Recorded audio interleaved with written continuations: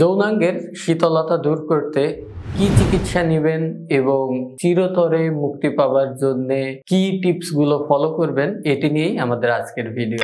যৌনাঙ্গের যেই শীতলতা অর্থাৎ যৌনাঙ্গ শক্ত না হওয়া, দৃঢ় না হওয়া, মেলামেশার সময় এটা নিয়ে একটা লজ্জা এবং হীনমন্যতায় ভোগা, এটা কিন্তু আমাদের সমাজের পুরুষদের ভেতরে অনেক বড় একটা অংশ এই সমস্যার মুখোমুখি হয়। ঠিক বিবাহের পরপরই প্রথম মেলামেশার সময় এমন সমস্যা হলে সেটাকে কিন্তু আমরা কোনো রোগ হিসেবে ধরি না। এটা 14 দিন থেকে 28 দিন পর্যন্ত এরকম মানসিক চাপ অথবা নতুন মেলামেশা করতে গেলে লিঙ্গের শীতলতা থাকাটা খুবই স্বাভাবিক, যার জন্য চিকিৎসার প্রয়োজন নেই। তবে যারা দীর্ঘদিন ধরে এই সমস্যায় ভুগছেন তাদের জন্য একটি খুব ভালো উপায় হচ্ছে বেশি বেশি করে নাক দিয়ে শ্বাস নিয়ে মুখ দিয়ে শ্বাস ফেলে দেয়া। এতে আপনার রক্তের ভেতরে একটি উপাদান বৃদ্ধি পাবে যেটিকে বলা হয় নাইট্রিক অক্সাইড। এই নাইট্রিক অক্সাইড কিন্তু আমাদের লিঙ্গের ভেতরের যে রক্তনালীগুলো আছে এগুলোকে প্রসারিত হতে সাহায্য করবে। এই রক্তনালী প্রসারিত হলে লিঙ্গের রক্ত চলাচল বৃদ্ধি পাবে এবং এই রক্ত চলাচল বৃদ্ধিটাই কিন্তু লিঙ্গের শীতলতা দূর করতে সবচেয়ে কার্যকারী ভূমিকা রাখে। এর পাশাপাশি যে কাজটি আপনি করতে পারেন সেটি হচ্ছে এক্সারসাইজ। এক্সারসাইজের ভেতরে বিভিন্ন রকম ভ্যারিয়েন্ট আছে।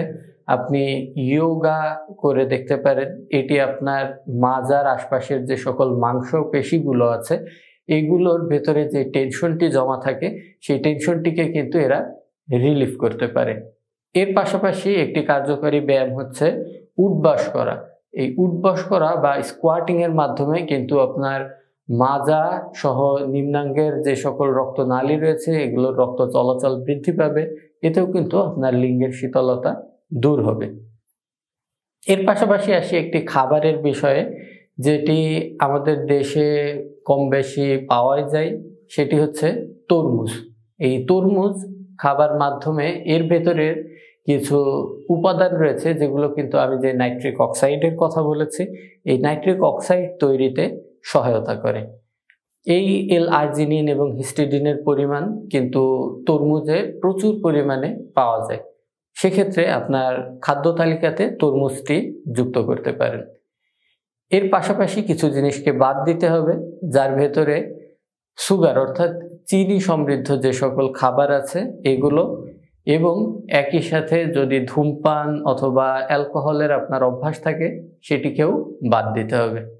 এবং সর্বোপরি সর্বশেষ যে টিপসটি আমি আপনাকে দিয়ে আজকের ভিডিওটি শেষ করতে চাই সেটি হচ্ছে ঘুম।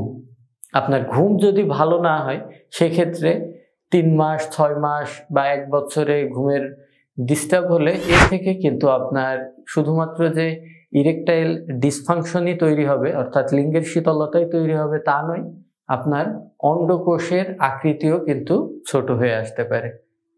এই জাতীয় যে কোনো সমস্যা যদি আপনি ফেস করেন তাহলে দেরি না করে চেষ্টা করবেন একজন চিকিৎসকের পরামর্শ নেবার। আর নিতান্তই আমার থেকে চিকিৎসা নিতে হলে স্ক্রিনে দেখানো নাম্বারে যোগাযোগ করতে পারেন। আল্লাহ হাফেজ।